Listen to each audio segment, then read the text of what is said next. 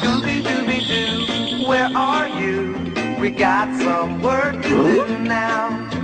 Scooby-Dooby-Doo, where are you? We need some help from you now. Come on, Scooby-Doo, I see you, pretending you got silver. What? Everybody was referencing it already. Somebody had to do it. Well, gang, it looks like we have a mystery on our hands. Oh, quit it, sheep, and go back to proofread my scripts.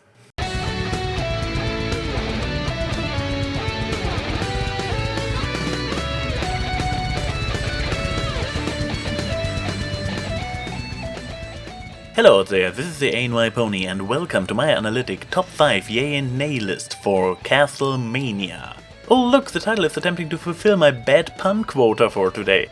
How considerate of Josh Harbour. I have the feeling he and I are going to get along splendidly. One aspect I don't want to put into the list, since I am afraid I have to include it in the list for every episode throughout the season, either as a yay or a nay, is the implementation of the continuity factor. Castlevania pretty much starts off exactly where we left last time. Twilight has just finished what was probably the first thing she did after the Summer Sun celebration. She went through all the books in her library looking for clues about the keys. The story arc itself does not progress any further with that episode, but that's not necessary if you ask me. It is acknowledged and establishes a feeling of continuity. Let's just hope they don't take the Sailor Moon approach to the whole story arc idea, establishing it at the beginning of the season, reminding us every episode about its existence without any progression, and solving it in the season's finale. But it is far too early to judge. For now, all I can say is, yay, continuity! Number 3, meh. The journal, obviously the spiritual successor of the friendship letters. However, so far we don't know anything about this journal idea that justifies either a positive or negative reaction. I appreciate it as a clever idea to continue the tradition of a moral at the end of an episode, but before I witness a single application of that new feature, all I can say about it is meh. A somehow similar issue. Number 2, meh. The shadow figure at the end. I heard many speculations, but basically it boils down to this. Either it is building up towards something that would be simply awesome, deepening the continuity even further, or it is just a one-time gag fitting for the tropes this episode is built upon, which would be kind of a letdown. So depending on if and how the shadow will get addressed in future episodes, you can either count this as a high-ranked yay or a small nay from me. But for now, meh. And what do I not care about the most? Number 1, meh. The coincidences necessary for the setup. Damn, have I heard many complaints about that. What a coincidence that all happened to end up in the castle the very same day.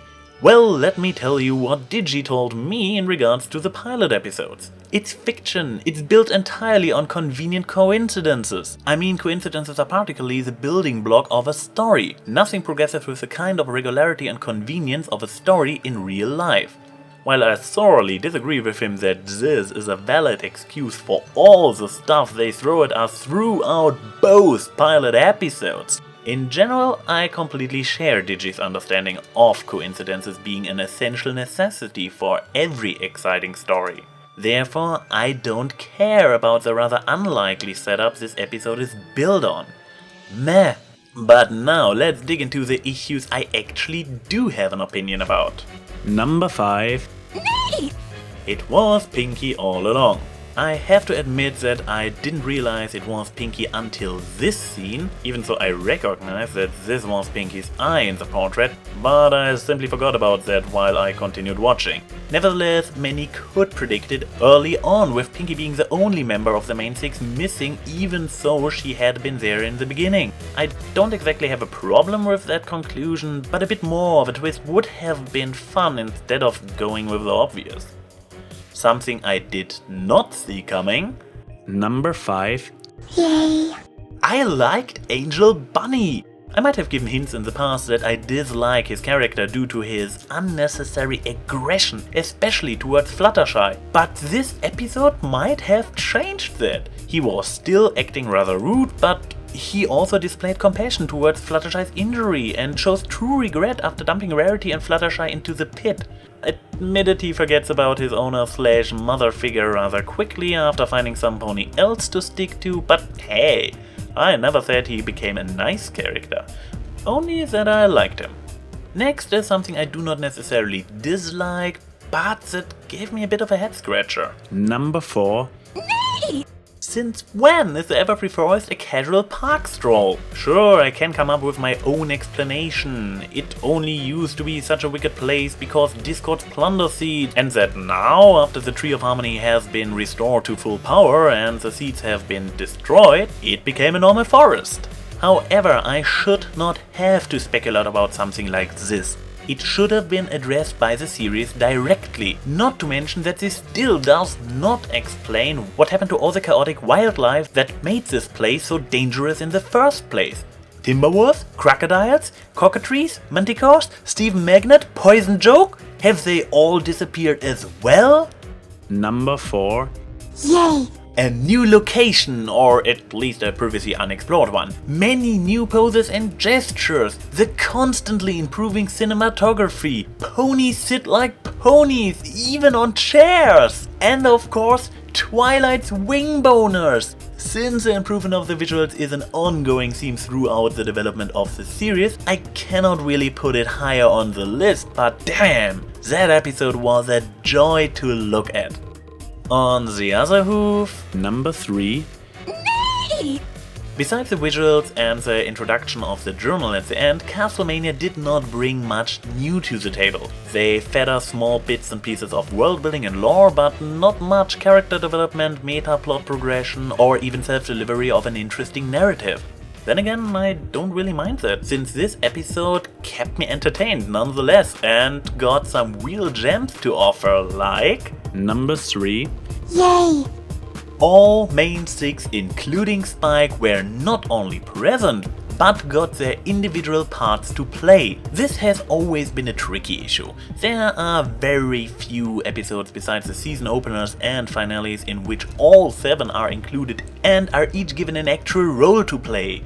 Sure, the individual characters come off a bit weak, but there is only so much you can do within 22 minutes, and considering what was given, I am overall more than pleased. The 2 pair-ups and their dialogues were simply great. Seeing those previously established closer friendships back in action was very satisfying. Oh, how they play off each other, and that fantastic voice acting. She's with me! Have you ever noticed how distinct Ashley Ball's screams for AJ and Dashi are? Amazing! Of course, we have to take all this with a pinch of salt. Number 2. Neigh! Some aspects about the characters are not merely a bit weak due to the limited time frame, but felt off. Pinky.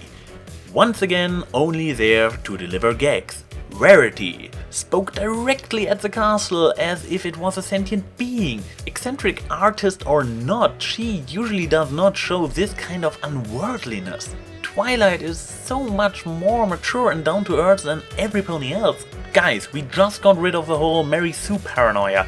Don't give the scaremongers new fuel. Finally, Spike definitively deserved a better treatment. He was scared stiff for the bigger part of the episode, and while he's probably used to having stacks of books crashing on him by now, this scene with the final trap in which no pony seems to really care about him getting catapulted away bent my brow.